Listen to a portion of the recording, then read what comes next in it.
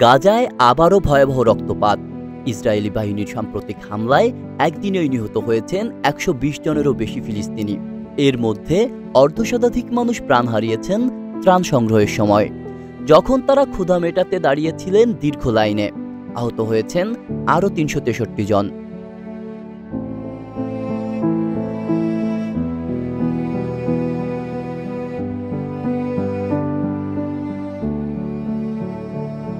কাতার ভিত্তিক সংবাদ মাধ্যম আল জাজিরার এক প্রতিবেদনে জানানো হয়েছে, এই হত্যাযজ্ঞ ঘটেছে গাজার বিভিন্ন ত্রাণ বিতরণ কেন্দ্রে, যেগুলো পরিচালনা করছে যুক্তরাষ্ট্র ও ইসরায়েল সমর্থিত বিতর্কিত সংস্থা গাজা হিউম্যানিটেরিয়ান ফাউন্ডেশন। সংস্থাটির নিয়ন্ত্রিত এলাকাতেই হামলার ঘটনা সবচেয়ে বেশি ঘটছে।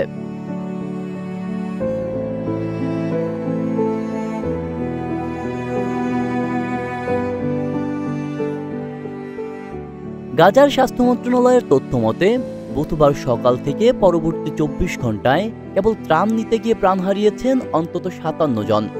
এসব বিতরণ কেন্দ্রে হামলার পর ইসরায়েল তাদের কর্মকাণ্ডকে বড় সাফল্য বলে দাবি করলেও আন্তর্জাতিক মহল বলছে ভিন্ন কথা।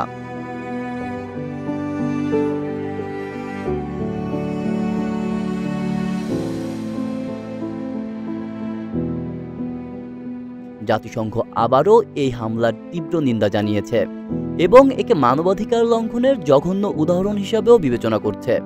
তবে ইসরায়েলি সেনাবাহিনী হামলার কথা অস্বীকার করে বলছে, তারা নেতজারিম করিডোরে কেবল সতর্কতামূলক গুলি ছুড়েছে।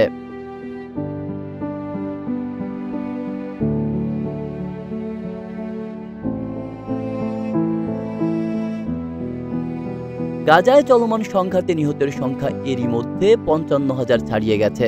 প্রতিদিনই বাড়ছে এই সংখ্যা।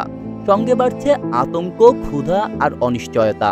ত্রাণের নামে যে মানবিক সহায়তার কথা বলা হচ্ছে, বাস্তবে তা অনেকের জন্য হয়ে উঠছে মৃত্যু ফাঁদ।